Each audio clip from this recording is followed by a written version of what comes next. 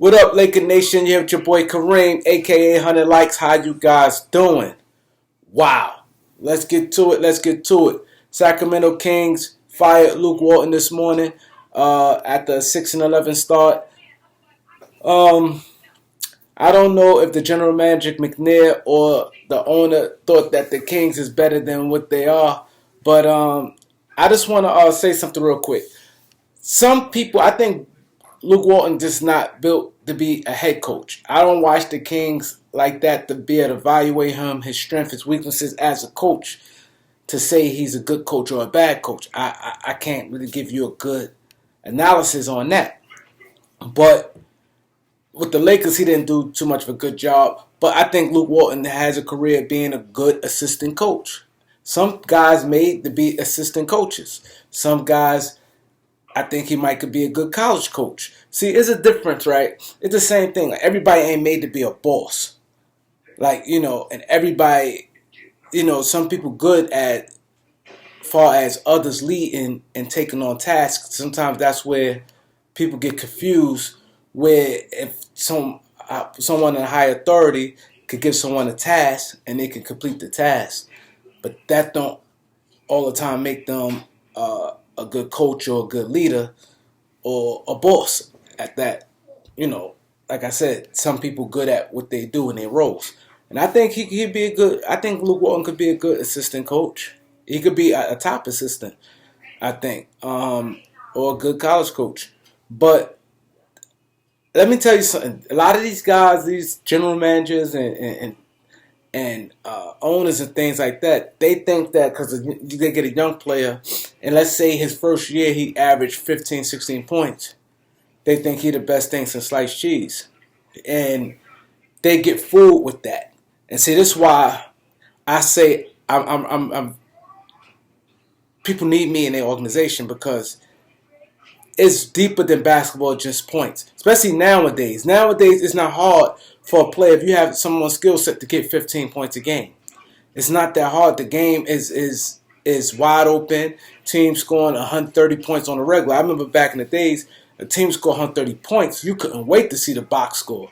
Now it's like that's on a regular. You're going to get every day, one team, one game. If it's 5 or 6 games, one of them games going to be like 130. That's just what it is.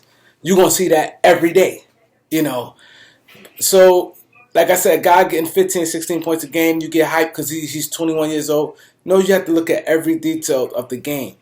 Is he a difference maker? If you got, like the Kings don't got no difference makers to me. They don't have none. De'Aaron Fox is a good player, but he's not a difference maker. Like, he's not just going to continue winning ball games. John Morant is a difference maker. See, it's a difference. And they may average around the same amount of points, but it's a difference. Like, I'm not going to go into a long video about what's the difference. But John Morant, if you look at his stats and look at De'Aaron Fox stats, you may look at it and say, wow, they probably the same. But John Morant is a difference maker in the play. He's more impactful. De'Aaron Fox, not. De'Aaron Fox is a tremendous player. And don't say, oh, Memphis got a better team. No. Don't say that. Look at Sacramento roster. They got some good players over there. Look at Memphis roster. It's so-so. So no, I want to hear better players. But the key is difference play makers. Now, back to Sacramento. They had a chance to get a difference maker. And Ben Simmons. Ben Simmons is a difference maker. He might not get you to 25 like some of these guys get you, but he's a difference maker. And see, this is where teams go wrong. Sacramento should have did what they had to do to get Ben Simmons. They should have did what they had to do to get Ben Simmons. I don't know. They still got a shot to getting him. Who knows? But that's the point, and that's why I do respect Daryl Morey. Daryl Morey said, yo, I want a difference maker. He said, if I'm trading Ben Simmons, I want a difference maker. It's add two guys on the team, and they may average 16, 17 points. It's not going to make a difference. That's what I'm trying to explain to you guys. The guys who listen, who watch this channel, it's more to basketball. You just look at a guy's stats. That's why you have to watch the game, and you have to see the game. Just watching or you just read the box score, the plus minus garbage, and all that. Look at the game. So, like I said, Sacramento Kings, yeah, he fired Luke Walton, but he need to take a look at himself. He overvalue his players. He overvaluing them guys. So when it's time, if you could get a 25-year-old difference maker, you got to do it. You know what I mean? You looking at, oh, Buddy Hield shoot 41% from three. You could find another guy who could shoot 41% from three. Buddy Hield's skill set is dime and dozens. You could find a bunch of guys who could shoot from the outside from three. But look at all the limitations Buddy Hield has. All the limitations he has. You see what I'm saying? He ain't going to be no ball handler. He's not a facilitator. He's not going to give you nothing on that end. So you have to look at what you can always pick up. You can replace that easy, but you can't always get a Ben Simmons. That's why these owners, these general managers, I need to school you guys. I'm talking to you general managers right now.